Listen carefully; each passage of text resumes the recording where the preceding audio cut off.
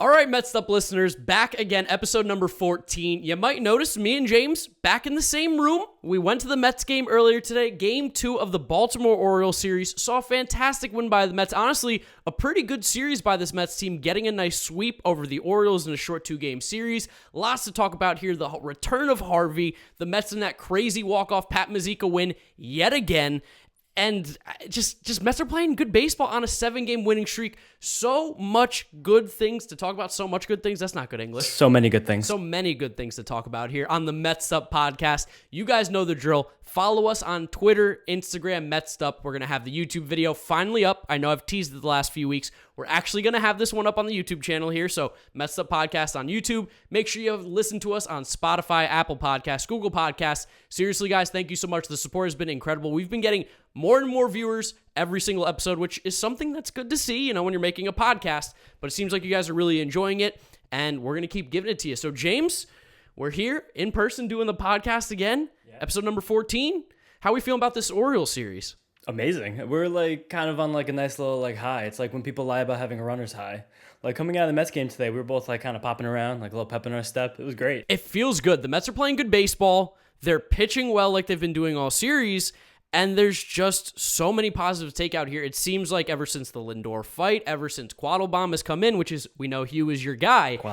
Quattlebaum is your guy. This Mets team has really turned it around. And today, specifically offensively, we saw what felt like truly the first breakout for the Mets with scoring runs. So let's not talk about game 2 just yet. Let's go ahead and get it started with game 1, which was interesting to say the least. Yeah, game 1, we have said this a lot this season where the Mets season feels much longer than it is.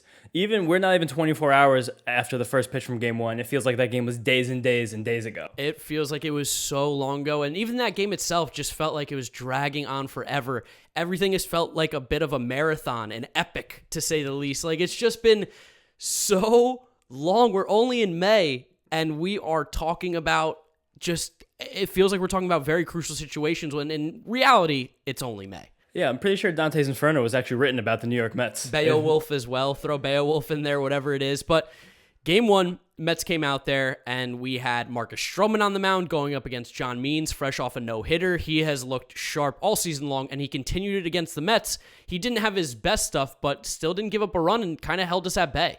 Oh, definitely held us at bay. The Mets weren't really swinging, missing, or striking out, as they haven't done very much this year, as we've touched on, but John Means is becoming one of those annoying guys to face, and luckily the Mets won't face him probably for years after they finish their season series later this season. But I thought it was funny that my guy Mullins started off the game yesterday with a pesky little hit. Yeah, it's just Cedric Mullins. He had a pretty good series. He had a good series. He is the definition of what feels like a pesky player right now. He's not going to hit home runs against you. He's not going to, overpower you by any means, but he's going to drop these little balls in there. He's going to hit the ball hard on the ground places.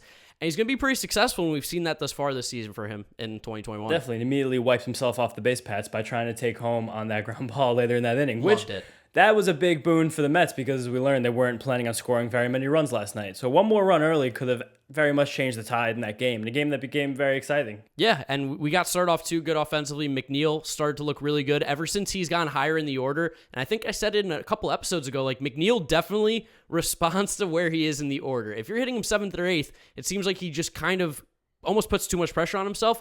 I've never seen someone besides Nimmo really on the Mets as comfortable as he is in the leadoff spot. Definitely. McNeil just seems to have more energy when he's starting off the game hitting. He looks like a completely different guy. Yeah. He has been peppering line drives all over the field since he came back to leadoff, and I really hope that he's not actually real-life injured, which doesn't seem like he is because the Mets didn't place him on the IL, even though they desperately need that roster spot. Luckily, they blew the Orioles out of the water today, which we'll get to later, but I hope as he starts to figure it out, him getting hurt would just be so bittersweet. Yeah, he was giving us some Jeff McNeil swings, taking it to left field, taking it to right, not trying to lift the ball too much, which I'm all about launch angle, but for a guy like Jeff McNeil, his game's best when he's hitting line drives, and that's what he's been doing. He came out of the game early, seemed like they called it a cramp. It looked like he pulled up a little bit, so a hamstring cramp. Yeah, scary scenario. I think they called it body cramps, and it's a lie. That can't possibly be true, but it was smart to give him the day off today, and Peraza ended up stepping in. He came in immediately, got a couple ground balls that inning, played them well, got a hit for us. Peraza's a scrappy little player who, when a guy like McNeil goes down, it's nice to know, and we've said this time and time again, that we have major league quality players, and Peraza is definitely one of them. The silver lining to McNeil getting hurt, if you can find a silver lining to one of your best players being injured, is that Jose Peraza has looked great in his limited sample, even pinch hitting last week when he finally made his way to the roster, and these last 2 days being in the lineup consistently. Like, this just shows the juxtaposition of a team being run by Sandy Alderson, a team being run by Brody Van Wagenen. Like, Brody Van Wagenen put like between 20 and 25 players together, and he was like, this is our team. Sandy has this roster 40 deep of major league caliber players, and he's proving that so far from all the at-bats we've gotten out of Peraza now, VR, who's been an unsung hero this year, and Kevin Pillar, who's been a sung hero this year. These guys have been great. The Mets aren't a first place team right now without really those last two guys, but even now recently Peraza being a good baseball player. Yeah, he's put together a fantastic roster here, Sandy Alderson, something that we saw him do in 2015. We talked about it a little bit when we were at the game ourselves today. Like, he just knows how to build an organization where Brody was more focused on building a team, and even then that team was incomplete. So it's nice to see a guy like Peraza come in, make an impact. He's not going to be our everyday guy. We don't expect that, but in his little scenarios, especially with a guy even like Yorme who's out due to an injury, great to see that our third option, or even fourth option, because VR still technically is the main backup infielder, was able to come in and be productive, which we saw immediately. Lindor starting to swing the bat a little bit better, although we saw him bunt again, which, like, what's his deal with that? Doesn't make any sense. I don't know why he likes bunting so much. The entire baseball world has gone against bunting in the last decade, and for some reason, Francisco Lindor, a proven commodity at the plate, just seems to love it. He's laid down, 2 bunts, seemingly on his own in the last 5 days, which I don't want to see him bunt ever unless it's like the scenario where we had him with McCann the other night, where it was like first and second, need a run to win the game. Okay, understandable, but it made no sense. McNeil hit the ball well. He's been swinging the bat well too, right? Fine, recently. Yeah. So, I don't know. I didn't like that call, but it ended up not really mattering. Conforto's also like... Yeah, I was about to transition to that. He's back. He really has figured it back out again. Since that series with the Phillies after the Mets got basically swept in 2 games by the Red Sox, Conforto has been on the money. In those 55 plate appearances, which is spanning 12 games, he has 11 walks for 6 strikeouts, which is elite. That's really good. Incredible plate discipline. And 9 RBIs and 7 runs scored. Those are great numbers for over a 12-game stretch, and that shows that he is finally, one, getting on base. The guys behind him are heating up, and when the guys are on base ahead of him, he is finding ways to come through now, and that's good for a 145 WRC+. Yeah, it felt like Conforto was coming up at the beginning of the season with so many guys on and constantly couldn't come through. But now he's starting to get the hits. And even against John Means in Game 1, he didn't necessarily get the hits against him, but he put some really good swings on the ball, which leads us to this crazy stat about the baseball, because in the first inning, Michael Conforto absolutely roped a baseball, and I mean crushed it. Let me pull up the numbers for you. James did this last week. I'm going to do it this week. We've got similar batted balls to Michael Conforto's in the first inning, and it's just not even close. So Michael Conforto, I'm looking at my tweet here. He lined out to right field 105.8 miles an hour at a launch angle of 22. It went 357 feet. Balls hit similarly from 2019 to 2020.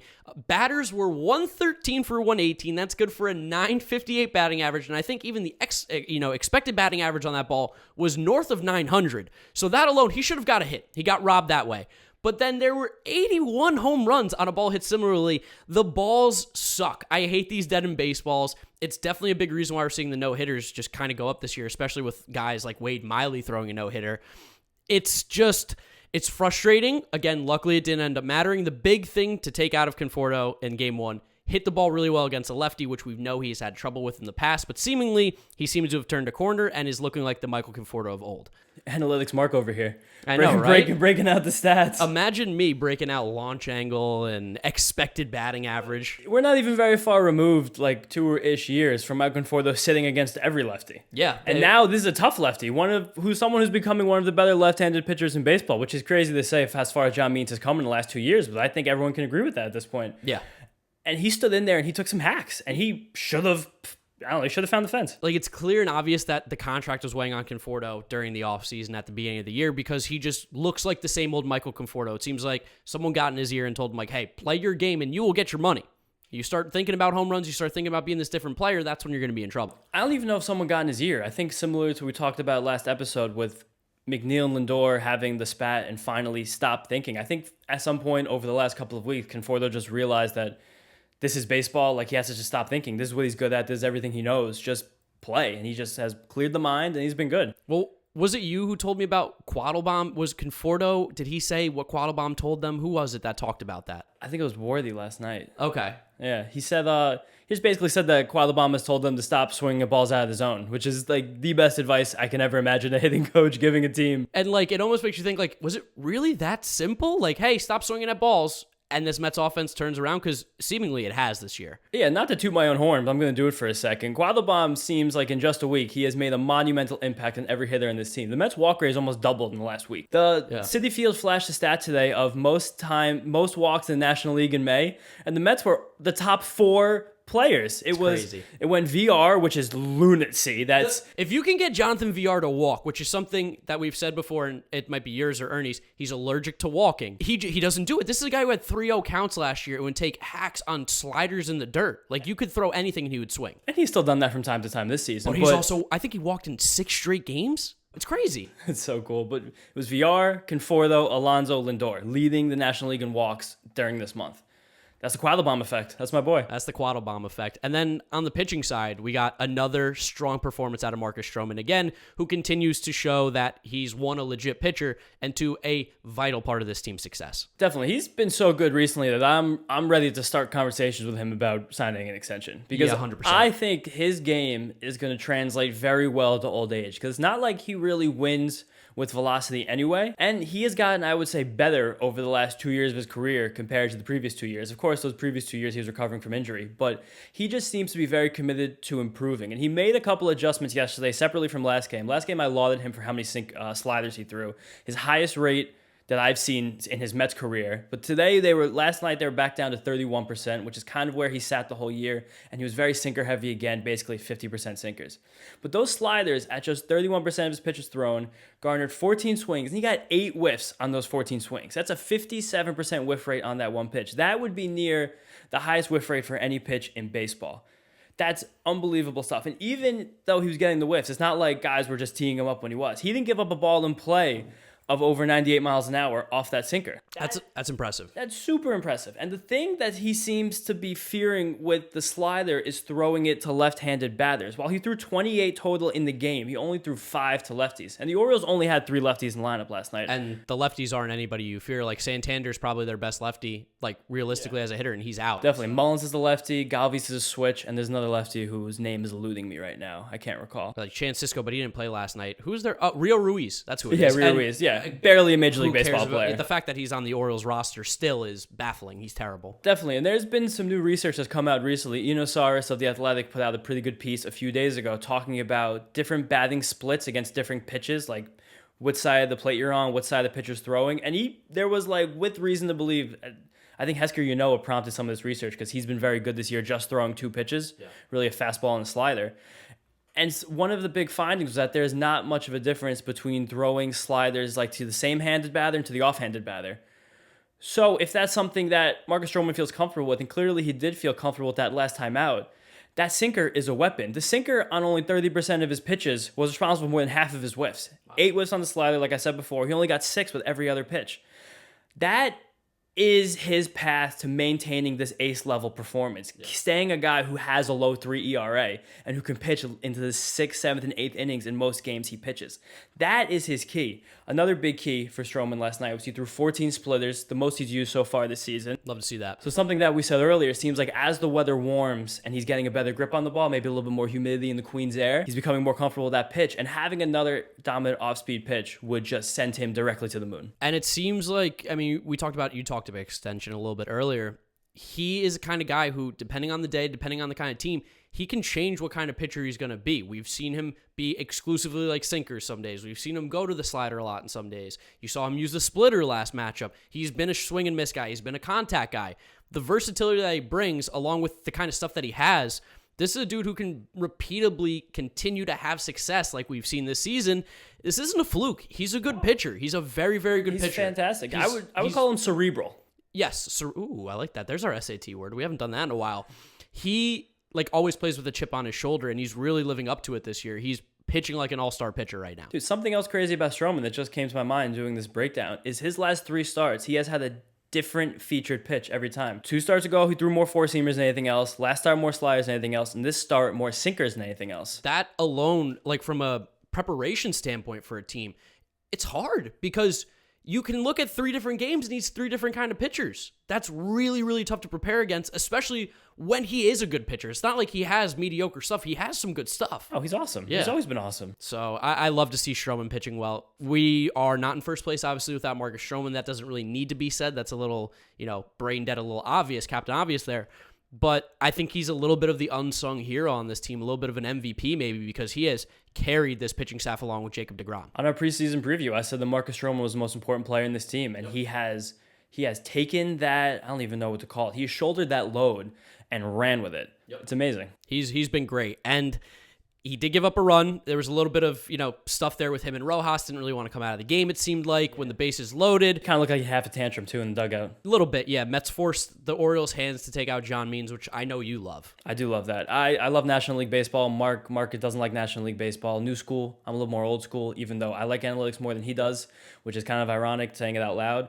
But I think I probably would have liked to keep Stroman in that game to face DJ Stewart rather than bring in Loop, but it turned out to be a non-issue because the Mets just kind of rode the wave into like another incredible late inning comeback. Which, thank you, Orioles, for having Cesar Valdez be your closer. In case you guys didn't watch the game or missed it, look up Cesar Valdez. This guy throws an average velo, I think, of 78 miles an hour. He is literally the anti-pitcher in Major League Baseball right now. 80% changeups. 80% changeups, and I think they call it a dead fish changeup. It's not a good pitch by any means. That's so disrespectful. His entire game is that he throws slower than anybody in Major League Baseball on every single pitch. That is his gimmick. He is not going to throw harder than 84, 85 miles an hour if he ever decides to throw a fastball. He comes from a little bit of a funky arm slot, has a lot of movement going on when he does throw the ball, and it just kind of floats there. So when you're up at the plate, it's just way back, way back, way back. We saw Kevin Pillar come up and just miss a home run. I mean, by a smidge. They called it a home run originally, and then after a replay, I mean, it was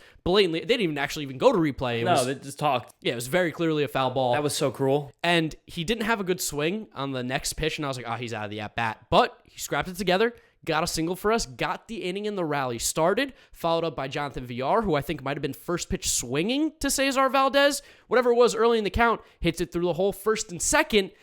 And one of our, I don't want to say favorite players because it's a little sarcastic now, but a guy who's a little bit of the, the billy goat on this team, the scapegoat, James McCann, comes up, and it just didn't feel good. Oh my God. I'm so tired of James McCann. I want to stay positive about talking about this rally. I have a monologue. Should I go into it now? Just go into it now. Just know that James is going to have some stuff to say about James McCann. It's all valid, I think. I am still a McCann guy. I still think he's going to be able to turn around, but there's no doubt he's been playing poorly. James is going to tell you how bad he's been. Yeah, I'm becoming very tired of James McCann. Mark can tell you that I wasn't very enthused with the signing. It felt like the Mets kind of overestimated what the catcher market was going to look like, and the new front office got a little bit antsy and wanted to get something done as quickly as possible.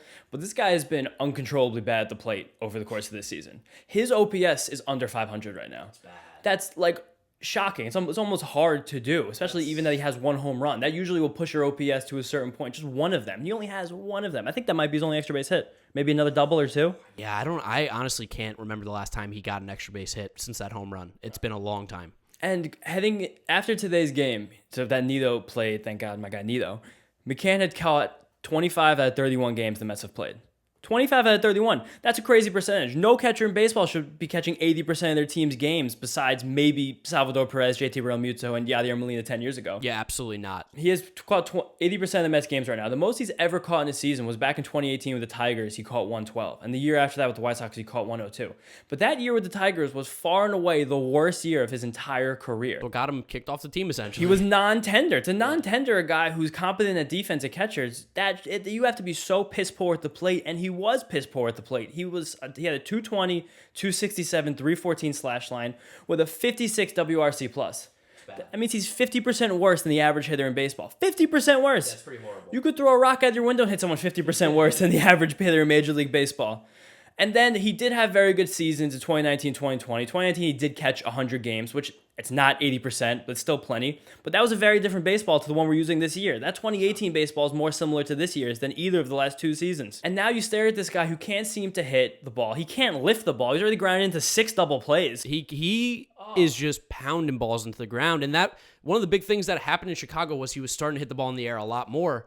He's just I honestly don't know the last time he hit the ball well to the outfield. I can't even recall it. Like, I don't have like anything in my memory that positive that James McCann has done at the plate in the last 2 weeks since that Chicago series. It's been tough. And he's 30 years old, and he has a 4-year contract at $10 million a year. That's way too much for anyone this caliber. I have prepared a list of guys who have been signed over the last 3 off seasons who make less than $10 million a season. Guys from all different positions, come from all different teams, all different ranges of talent. Couple catchers on there, Couple catchers on here. I guess I'll start with the catchers then. Yan Gomes of the Nationals, who's been a fantastic defender in his career, a bad hitter, markedly so, but only makes $5 million. He makes 1/2 as much money as James McCann. And he is a better defender, 100%. He is. He's a better defender. He's an elite framer. He doesn't miss plays. But the Nationals still only use him in like 50% of games. Yeah, him and Suzuki worked because they didn't play every single day. Definitely. I think we were a little bit disillusioned to think that James McCann was like a bona fide starting catcher rather than like a strong side platoon guy.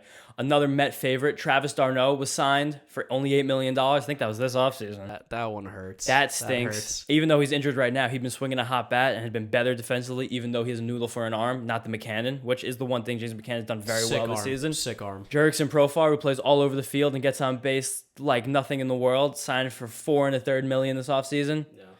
Drew Pomeranz, one of the best relievers in baseball, is making $8.5. Mark Melancon, the league leader in saves, is making second now to Jake McGee, is making $2 million. And then, if you really want to get personal here, a couple guys who the Mets signed just this offseason for less than $10 million. Taijuan Walker, who has been a fantastic starting pitcher for us, and Trevor May, who looks like one of the best relievers in baseball. These are guys making less than $10 million. As great as the Mets front office has been since Steve Cohen took over the team, I have no idea what they were thinking in giving James McCann a 4-year, $40 million contract. And I think that we're all beginning to probably realize that. Yeah, I will give you credit. From the start, you said too much. I didn't think so because really at the end of the day, it is $10 million. But when you put it into the perspective of what it could have been spent on instead, I think that's really where it starts to hit home. I still think that there is a player somewhere there in James McCann. I haven't been able to watch his at-bats too much this year and compare him to last year. There has to be something mechanical going on because he's just simply worse. He's had one barrel this year. You know what the one barrel is? His home run. I don't want to shit on the guy because he's a good dude and he's been great for us defensively. I already did have enough. The pitchers love him. Good cop, bad cop. But he has been, embarrassingly bad at the plate. Last night, so this is where we come back to the game now. Last night he came up first and second. What was it? Nobody out? 1 out? I think nobody out. Nobody out. Whatever it was. He came up and with VR and Pilar on first and second, and he came up to sacrifice bunt. Couldn't get the first one down. Whatever. He's a catcher. I get it. Guys don't know how to bunt anymore. Actually, you want to hear a stat about James McCann? Yes, he has a lot of sacrifices. 7 sacrifices in his career. Yeah, so he's capable of doing it. For some reason, though, he offered at a pitch up and in. Yeah. Everyone knows from playing MLB The Show that you throw the up and in pitch when someone's going to bunt. That's the hardest pitch to bunt in the game. No, it's really tough. And it got to the point where I said, as long as he doesn't hit a ground ball, I'm happy. I asked for a strikeout. I said, strikeout, we're feeling good. It's kind of where it is with James McCann. That was the biggest play of the inning. He arguably was the MVP that he struck out and didn't put the ball in play. Yes, play. 100%, because I thought there was a very good chance of him ground to a double play because he's ground to a double play in every single at-bat this season, bar none. And even if he got that sacrifice bunt down, there's a better chance than not that Dom Smith would have been walked, and then Pat Mazeika would have come up with us still losing the game. But that was the turning point in that ninth inning. James McCann only making 1 out. Yeah, no, that was a huge turning point, and it allowed Dom to get up. Dom drove one to right field for a single, drove in a run, got Pilar in. The Mets are then tied or down? Tied at that. Tied. Dom Smith the ribby single. Clutch from Dom, turning a corner. Clutch for Dom, and we'll talk about it a little more in game 2. Tied it up, and then we got the legend, Pat Mazeika, up at the plate, which this guy can't do anything right, but he also can't do anything wrong. He's still yet to get a hit, but he has 3 RBIs, and they've come all in big situations, 2 of which for walk-offs, and he did it again. A slow chopper ground ball to first base. Trey Mancini kind of stayed back on it. I think forgot how fast VR is. Might have been even caught off guard that he was going on a ball that in most cases is a guaranteed out. Throws the ball home. VR makes a great slide. Mets win the ball game. Thank you very much, Cesar Valdez. Big-time balls from VR, darting home on contact on that play. That ball wasn't exactly smoked because I don't think Pat Mazeika can smoke a baseball. No, it's not. No, and also he give credit to Pat Mazeika where it's due. He fouled off some tough pitches. He had a good at-bat. Yeah, 4 or 5 foul balls, big time. But VR, like a bat out of hell, just bolted down the line. He was scoring that run whether we liked it or not. And he had a hysterical quote when he went first to third in that ground ball last week in St. Louis or whenever he did that. I don't remember exactly. I keep getting confused with the Glaber. First to home in my head. But someone asked him how he was able to do that. And Jonathan VR said, I'm not afraid to play baseball. Love to hear it. And that's kind of how he looks like he's been playing. He looks very loose. He's made a couple errors. Loose as a goose. He's going to make errors because he's just not good defensively. If nothing else, Jonathan VR is loose. But he's been making an impact. And again, part of the bench mob, as we've heard from Tomas Nido, that they're so-called, the bench mobs have been big. We are not in first place without the bench mob. And that is something that we talked about in our preseason talk with the Mets. This bench is going to be what separates us from a team like the Phillies, from a team like the Braves, from all these other teams in the National League besides the Dodgers and Padres who also have that depth. No one can really compare to us in baseball with this kind of depth. It's not possible. Definitely. If you look at the way the best teams in baseball are built, they're 3-4 deep at every single position. The Padres are not shy about getting multiple guys who do similar things. We just touched on profile. They signed Ha-Seong Kim. Which Ha-Seong Kim starts at shortstop on a lot of teams. Many teams. They're deep and deep and deep. Look at how many injuries the Dodgers have sustained this year, and they're still near the top of every single hitting category in baseball. And even pitching. Definitely, yeah. This is the ecosystem that the Mets have created through Sandy Alderson this offseason, and it's beautiful to watch. It's really nice to watch. We got Pat Mazeika through it all, who is the folk hero. The folk hero. Pat Mazeika probably won't ever turn out to be anything special more than, the guy that we do call up when we need a backup catcher. But right now, Pat Mazeika is riding that wave all the way to the top, and he keeps stepping up when we need him. I just hope he actually gets a major league hit. I would love to see him get one. This would be the craziest trivia question of all time. If he has to go through this season, he'll probably get sent up and down as we do some roster moves next few weeks with some injuries. If he never actually gets a hit. What Met had 0 hits but had 2 walk-off RBIs in the same week? Pat Mazeika will be the answer to that, which, I think that's probably enough of Game 1 because Game 2 is really a good one. Game 2 is a good one because the Dark Knight returns, and just like I had hoped, the Dark Knight crashed and burned. I don't wish bad on Matt Harvey. No. I go pitch well the rest of the season, sure. My whole stance with Matt Harvey is he is no longer on the Mets, so I am... what's the word where you don't take a side? I don't care. I'm indifferent. Switzerland. Yes, I'm Switzerland with Matt Harvey. Do what you want. It makes no impact on my life. I'm just glad to see that the Mets put some runs up on him because, as I've mentioned on the podcast before, there's people on Mets Twitter, there's a conglomerate that likes to think that Matt Harvey deserves to come back to the Mets and be a part of this run that we're going to make. And there's just no reason to have him on. No, I think people have a very romantic idea of what Matt Harvey still could be because of the pitcher he once was. And he was so sick with us. He was disgusting. But he's just simply not that guy anymore. I don't want Matt Harvey on my team the same reason I don't want Wade Miley on my team because they're not good pitchers. Yeah, they're just simply not good pitchers. You probably are not going to win a World Series with Matt Harvey pitching meaningful innings for you. It's just not going to happen. He's not very good at this point. The guy just goes out there every 5th day and he guts it out with no stuff. On the season, he's averaging 60% fastballs at 93 miles an hour. Fastballs and sinkers and fastballs. When a guy develops a sinker late in his career, that's how you know they're down bad. Yeah, and Matt Harvey's just down bad. And he doesn't get the movement like Bartolo got late in his career either. He can't just use the finger pressure and put the ball wherever he wants. No, it's very straight. I'll give it to Matt Harvey. He very easily could have walked away from the game and had his little career with the Mets and been fine. He's trying to come back. He's trying to do something. He's got a spot with the Orioles. He's going out there every 5 days like you said. He's just simply not that good. But back to the game. He got a nice standing ovation, got a lot of claps, deserved it 100%. I got a little sappy thinking about Harvey during the game today. I was just man, what it could have been. I think you could reminisce. I know, you feel bad for the guy, and he definitely got emotional. He got 2 pretty nice ovations, one when he took the mound, and 2 during his first at-bat when he was announced. And shout out to Tomas Nido for stepping out. Yeah, that was a very classy move by my catcher, Tomas Nido. But Harvey gave a nice wave to the crowd, and after the game, he had some pretty emotional words that have been really circulating on Twitter. And it kind of feels good for a guy like Harvey, who was a little bit dickish, for lack of a better term, during his time with the Mets, to be very introspective and earnest. I think Tacoma put it the best. He's very rarely we've ever seen Matt Harvey like this, and it seemed like the ovation, because I truly think Matt Harvey thought in the back of the head he was going to get booed. I did too. I think he thought he was going to get booed. You thought I was going to boo him. I wasn't going to, but you've been defaming him for months. Listen, I just don't want him on the Mets. Enough. That's an old Mets problem. But I think getting that ovation to him, I think it kind of just made him feel almost damn, even though I went out on bad terms and even though I was kind of an asshole towards the end, these fans still cheered for me. They still had my back. Definitely. He said after the game, and if anyone hasn't listened to it, he had a 2-minute monologue when he kind of just went into his entire lifetime with the Mets and reflecting on it years later. But something he said that stuck out to me was he feels bad that he let those fans down. And that's just something that Matt Harvey, during his time on the Mets, he never would have heard him say. No way. But I don't know. It's kind of a beautiful thing. You kind of It's kind of like watching him grow up a little bit. Like, he kind of went away for a few years, and he's come back like an adult, a different person. Not that he wasn't an adult before. He was a grown man. He's still older then than I am currently right now. But the maturation in Matt Harvey is something that's nice. It's a cool sideshow that's going on in Major League Baseball this year.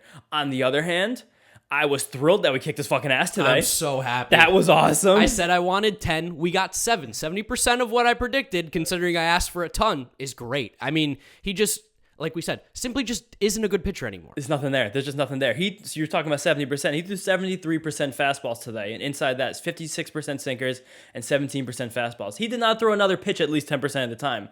No singular breaking ball 10% of the time. Every Major League hitter is going to hit that. Somehow they haven't this year. We just hit it. First time all year, felt like the whole team was hitting. Yeah, I mean, we put up 7 runs. That's got to be up there with the most runs we've scored in a game this 3 year. runs in an inning. Twice. 3 runs in an inning. Twice. Everyone got a hit in the lineup except Tomas Nido and the pitcher. So every single guy, 1 through 9, sans Tomas Nido, got a hit. We saw Dom Smith go 3 for 4 today, which is huge for Dom. The power still hasn't been there, but it doesn't feel like this Mets team is necessarily going to be hitting for a lot of power this year. But you go 3 for 4, Dom. That's a great day any way you slice it. You know what the key was today? What? Risp. Yes. Oh, we were walking into the stadium and you're like, Harvey, you know what we're going to see a lot of today? I'm like, what? Risp. Tons of risp today. The Mets had 10 opportunities to hit runs in scoring position and got 7 hits. For everyone keeping track at home, that's a 700 batting average runs in scoring position. 700. Your boy Dom, 3 for 3 with risp. Let's go, Dom. Our guy Peraza, 2 for 2. Peraza had a nice little game. Great little game. Good defense, too, from him. He's a very serviceable backup, and he's our 4th or 5th option, which is crazy. Not very long ago, Jose Peraza was a top 50 prospect in Major League Baseball. Getting close to 200 hits a season. Yeah. Stealing 20 bags. He got near a 2020 season with the Reds, I think in 2019-ish, maybe 2017, the first year of the juice ball. I don't remember exactly. It all fades in time before COVID. But the first time all season, I actually felt good about the Mets' approach and just the way that the Mets offense had been performing this year was Lindor got a single. You were getting a hot dog. It should have been a double. I don't know why he didn't stretch that. The guy is fast. He just seemed to not be aggressive, which it ended up working out because he stole second, which, boo-hoo for me because I said Lindor's no longer stealing bases, and he's stolen 2 bags in the last 4 games, which I love. I want to see him steal bases. Yes. If I had to jinx Lindor to get him to steal more bases, I know he's listening. That's a win. That's a win for the Mets'd podcast and for all Mets fans in general and Francisco Lindor and fantasy baseball owners near and far. But he got the stolen base, and then Dom was up with 2 outs and a man on second. They were shifting him heavy. Yep. And Dom took a step back because Lindor actually stole on a pitch that wound up being a called strike. Mm-hmm. So Dom went in the hole to let Lindor steal a base. You got to be a real good hitter to deal with that kind of shit. Definitely, especially with 2 outs. And he just popped a nice lazy single right where the shortstop is supposed to be. Lindor rounded third and came home, and for the first time, I exhaled and was like, things are okay. This is what we've been waiting for. The Orioles are not a good baseball team. They're better than the past, but they're still not a good team by any means. They're going to be the bottom dwellers in that AL East for sure. The Mets came out, and while the first game was a little closer than we liked, you did go up against their ace, which is understandable. He's a good pitcher, so he should be keeping it close. That is his job. That's why he's there. But when you go up against Matt Harvey, which is a guy that we should have shelled, and we did shell, it finally felt like that's the Mets team we've been waiting for, and we're riding that 7-game win streak. We're playing good baseball. Hugh Quattlebaum, whatever he has done, man, with the rat or raccoon, whatever has been going on recently, keep that juju flowing because this team is smacking the ball around the field all over the place, and I love to see it. Amazing week in Metsland. Amazing week. I want to touch on Taijuan for a little bit. Our day man. Gotta give a shout out to the It's Always Sunny as always. Got to our guys, yeah, love him. But our day man defeated the Dark Knight. Yes. He is the master of the sun, pitching almost exclusively in day games this season, which is such a weird, funny, stupid baseball coincidence. We'll probably tweet from the Mets up tomorrow some Taijuan day game stats because it's been basically the whole season. But today was another very weird game for Taijuan where he didn't have the peak velocity that he's been showing for a lot of this year. A big reason why we've both been so confident in him moving forward. He didn't throw a pitch 96 miles an hour, which is a little bit troubling, but he adjusted and he focused on his off-speed stuff more than in any particular game this season. He threw just 30 total fastball and sinkers combined in 97 pitches. That's a crazy low number for any pitcher in baseball. Even the junk ballers like Wang Young Kim and Adam Wainwright. Cesar Valdez. Well, he does that. But no one really does that on a regular basis. He threw 57 sliders and splitters and then 10 curveballs. So 67 of his pitches out of 97 off speed. Big time. Last start, he was almost 50% four-seamers with no sinkers at all, and every single off-speed was secondary. So just like Stroman, this guy has shown the ability and the acumen to find out what's working for him, maybe in his bullpen, maybe early in the game, and focus on that as the game goes on. And when he's doing that, he's getting the whiffs, man. He had the more whiffs today in any start in his last 4, 24%, which is a pretty good number. It's not great, but it's definitely good. Even though he only had 4 Ks, the whiffs are positive. That sinker got no whiffs whatsoever, and it was his highest. He threw that more in his four-seamer. Maybe he left it over the plate a couple of times, which I checked back after the game, because it's hard to tell when you're in the stadium where a pitch is. Yeah. But there were a couple middle pitches. That line drive that Austin Hayes hit. Michael Franco hit deep fly ball too. Yep, Mancini. These middle sinkers. He's not going to get away with these forever. Taijuan Walker is going to regress. His ERA is not going to be in the 2s probably this time in July.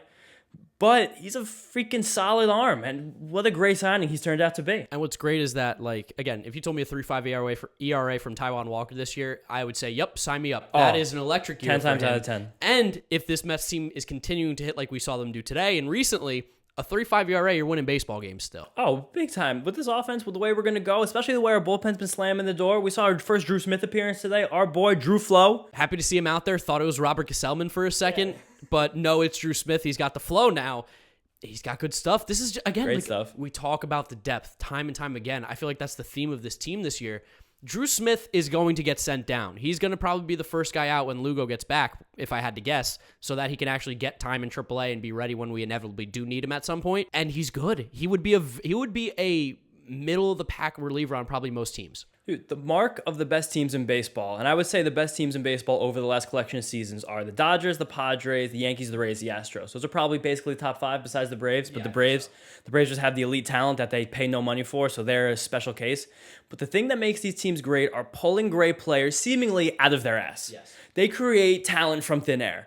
Over time and time again, guys like Max Muncy, Peter Fairbanks, Nick Anderson, Chris Taylor, Tommy Kahnle, every single guy who's ever played for the Astros in the bullpen, they pull these guys out of freaking nowhere. And the Mets are starting to do that. You see the inklings of this team becoming one of the superpowers in Major League Baseball. That is happening before our very eyes. Our floor is so high right now because of the depth that we have built. It's a beautiful thing to watch. This team is playing the worst baseball I expect them to play all season. And we're in first place. And on a 7-game win streak. It's crazy. I could not be more confident after a Mets start, which seems really weird because DeGrom is injured. Lugo and Carrasco haven't touched the field. Thor hasn't touched the field, but we didn't even expect him to yet. I kind of hoped those guys might be back. JD's hurt. Nimmo's hurt. James McCann, one of our big signings, has done nothing. Francisco Lindor's OPS just got over 600 today, so I luckily probably don't have to name my firstborn Chalupa Batman. Yeah, I think you're going to be good. Yeah, I think I'll be okay with that. All those guys have been worse than expected, and we're still not losing games. No, this team is scary good. I don't think people really understand. I think if you're just watching the box scores and you're not someone who's really into Mets baseball right now, you're probably thinking, okay, they're fine, they're whatever. But if you dive deeper and deeper into this team, you go, they're just scraping the surface right now. Like, they have the potential to do big things. We could take off over these next couple of weeks. And that leads us, I think, into our next thing, which is going to be our series coming up here. We go Tampa Bay, Atlanta, Miami. So we're not going to talk about Atlanta, Miami just yet, but we will talk about Tampa Bay. We're big Rays guys here. Me and James both had them in the World Series last year, and what do you know? They made it. Over a short season, that's what they're made for. They're still a very, very good team, very competent team. The Mets are going to be playing very close ball games with them and expect to be kind of uncomfortable that entire game. Expect stress. When you play Tampa Bay Rays, you're in for 27 innings of stress because they play very good defense. They don't really hit the ball, but they're going to find home runs. And every single pitcher on that roster is going to get people out. Yeah, there will be players that you have legitimately never heard of, and honestly, Rays fans might not have even heard of, that will come up at some point probably in this series and do something big. That's just what the Rays do. Jeffrey Springs. Yeah, Jeffrey Springs. Where does Jeffrey Springs come from? He has like 3 saves or something. He's awesome. The Rays His whip is like 0.7. Rays simply don't care about saves. The cool thing that they do, and the thing that I love, and I think you're going to start to see teams use this more, and you saw it in the playoffs. Like Nick Anderson got used in the 8th inning, I think, against the Yankees one game. And it was because they had their meat of the order coming up. Their best arm in the bullpen was Nick Anderson. Why would you want to have your 8th inning guy who maybe isn't as good as Anderson face the best players? That's what the Rays do. They're going to play matchups. They're going to play smart. It's going to bother you if you're a traditional baseball fan. You're probably going to hear Gary, Keith, Ron, whoever's doing it, probably moan and complain a little bit about what they're doing out there. But the fact of the matter is that the Rays have proven that it works time and time again. they're a really good baseball team with guys that you probably have never heard of. No, the Rays are one of the best organizations in baseball, and if someone doesn't agree with you, they're just not really hip to what's going on in baseball these days.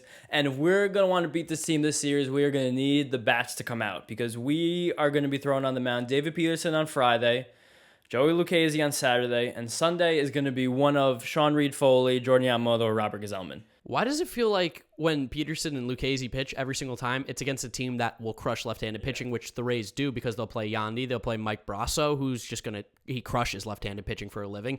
They'll throw all their outfielders out there who are right-handed bats. Manuel Margot, who's a Met killer, I'm sure will do something this weekend, unfortunately. Cleanup hitter. This is a really, really tough matchup for the Mets. This is a great series to watch from afar and understand, like, these are the teams that the Mets, if they can beat, they're really doing something special because in all honesty, the Rays have every single advantage possible, I think. But they're not necessarily the better team on paper. They will just play smarter. Yeah, and we're catching two of the Rays, I would say, most electric pitchers in this series between Tyler Glasnow and Shane McClanahan. Guys who throw 100 miles an hour, have filthy stuff, no hit potential kind of stuff every time they step out on the mound. They don't go that long because, of course, the Rays just don't let their pitchers pitch into the ninth inning typically, but their stuff is absolutely disgusting. And then the other game, we get, Ryan Yarbrough, who's not bad by any means. He's kind of, I don't want to say this, but like a little bit of a worse John Means. His stuff isn't as good. He doesn't throw as hard as Means. Yeah, but he will attack the zone. He's going to come at you. He's a crafty lefty. It's not going to be an easy game. There's going to be no easy games in Tampa. They live on winning one-run games, and that's what they want to play. They love to be in a one-run game. Dude, definitely. And we're going to be, I don't know if we're going to be in a one-run game when David Peterson faces off against Glasnow. Tyler Glasnow probably has the best stuff in Major League Baseball besides Jacob deGrom. Yeah. Best stuff in the AL, I'll say that. Yeah. And I don't think that's in question. I don't think there's ever any other pitch in the AL is even close. It would be maybe Shane Bieber and Cole. I was trying not to mention Cole. Yeah, I know. I had to though. He's good. Yeah, but you're going to see Tyler Glasnow throw like a curveball or a slider, and you're probably going to like grab your couch really tightly because you're afraid. Got a guy to watch this series? You love your guys to watch. My guy to watch, I was going to do Jeffrey Springs. He's the new invented Rays reliever who's incredible. My other guy to watch is going to be Shane McClanahan. Yeah. Called up last week. He made his Major League debut last season in the postseason, which he was probably one of the first guys in the history of baseball to do that. It's like him. I think Kyle Finnegan, one of those guys. Was Brandon Finnegan. And he also weirdly was the first player ever to pitch in the College World Series and regular World Series. But he didn't debut in the World Series. He debuted in the regular season. He just skipped the minor leagues. Okay, that's what I'm thinking. McClanahan debuted in the postseason. Ryan Weathers did too, by the way. If you want to get a good recap of the Rays, for pitcher list in the offseason, I wrote a full team preview for them. It was like 3,000 words, but just use Command F, find the guys you want to find. It's dense. It's some great stuff. And almost everything I said has turned out to be true so far this season. So check that out. But McClanahan gas is 98. He's got impeccable control. He's probably only going to be throw like 50 to 70 pitches, but they're going to look a lot different than Joey Lucchesi's 50 to 70 pitches. High intensity. He's going to come out there and he's going to shove, and that's what Rays pitchers do. They come out there and give you their most for as many pitches as they possibly can, and then the next guy steps up. So it's going to be a fun series to watch for us maybe because we appreciate Rays baseball, and I like watching the Rays play baseball, as stressful as it is and sometimes boring because they live and die by the home run, and it's strikeout, strikeout, strikeout. Otherwise, they're a good team.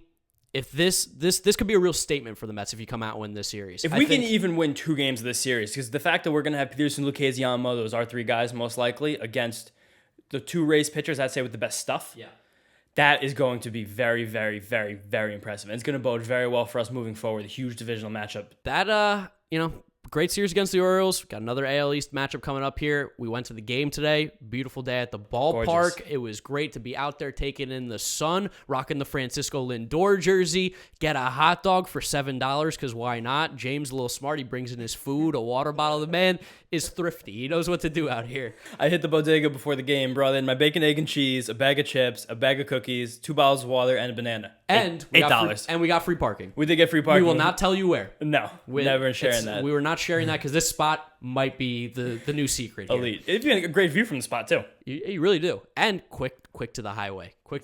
So love to see that. We also got a really interesting thing here. James, you got recognized at the game today. I did. That was great. We shout out to the Mets fan in the DH gate, cool black Lindor jersey in center field. Homie, I wish I got your name, but giving you a shout out. It was great to meet you. Love meeting the listeners at the ballpark. It's weird to be recognized. Yeah, no, I mean, it's happened a couple times for me with the YouTube stuff, but to see the podcast, someone recognize you from that's cool. That means you guys are loving it. That means you guys are watching it, and you guys have shown amazing support. The numbers keep going higher and higher, which is Awesome. Absolutely love it. And then we also just like a weird story that happened in the elevator that I think if you've made it this far, you'll get a good laugh out of it. I'm going to let James handle it here because he tells a great story. Thank you. I appreciate that. But we were taking the elevator down. I guess opened the elevators recently. They weren't open on opening day. Okay. So I guess there's a new thing that now that we're easing the COVID protocols of the ballpark, we're going to have some COVID-free sections in a few months. So we jump into the elevator late, which I don't even know if it's allowed to be more than one, but the woman just let us in. It's fine. We were wearing our masks. But there was a very curmudgeon-y man in the elevator who was not wearing his mask. He was just talking to us and the elevator attendant. No one was listening. He wasn't even making conversation. He was just saying things out loud. And he was taking sips of his beer in the elevator. And the very nice young woman elevator attendant, she's working hard. She's doing her thing. She says, "Excuse me, sir, could you please put your mask on?" And this man, from the clouds, goes, you think, well, if I stop paying my taxes, then you're not going to ask me to put my mask on? Mark and I just looked at each other like, what the fuck are you talking about? He's like, they'll come after you for the mask, but not after the taxes. It's like, dude, they took down Al Capone from tax evasion. How do those things have to do with the other? There's no way at all that any money that you have from your taxes goes to this woman working for the Mets. She's not a public servant. Like, the Mets are a private company. It was so bizarre, and he looked at us as if he was like, don't you agree, guys? Yeah, look at these guys. No, we don't agree. Like, and there was also that fan early in the game at our seats up top. That was so weird. Two guys asked me to take a picture for them, and I said sure. And then one dude took his mask down for the picture, and one dude left his on. So I took a picture. I was like, mask up or mask down? And then the dude took it down, but he was like looking at me. And then he just like turned to us for the next couple of minutes and was rattling off COVID statistics and data. He was like, you grab a beer and you don't ever have to have your mask on. That's for you guys. That's a free tip. And that sounds like it comes from like an old man saying that, but this guy was in his late 20s, early 30s. Yeah, we had a lot of old people by us. He was not one of them. Early bird special game, over by 3. All the old people love to come out. Couple dudes having the book. That's electric. I love seeing a dude with the book. There were some very fun Queens accents in our section. I'm excited to be like 80 and have a book at the game and be like, just taking notes, Doesn't really matter. No one cares. It keeps me into it. Yes. So it's really good. And it's great to be back at the ballpark. Great to see the Mets playing well. Great baseball. And I think that's probably the perfect place to wrap up episode number 14 here of the Mets'd podcast. You guys know me, GiraffeNeckMarc, James Jeter had no range. Make sure you follow us both on Twitter. Follow us on Instagram, Mets'd. Same thing with our Twitter account. Follow us there. Keep dropping those follows. It helps us really grow the podcast even more. The video should be out on YouTube as well if you guys want to see that. We've kind of teased it the last few times, but I forgot to hit live one day. And last time I sent my wrong audio. Yeah, so we've been a little rough, but we're back here together in person, ready to go. Episode number 14 of the Mets podcast. Thank you guys so much for listening. Listen to us on Spotify, Apple Podcasts, Google Podcasts, and that's where we're going to end today's episode. See you next time after the Rays series. Peace. Thanks for listening.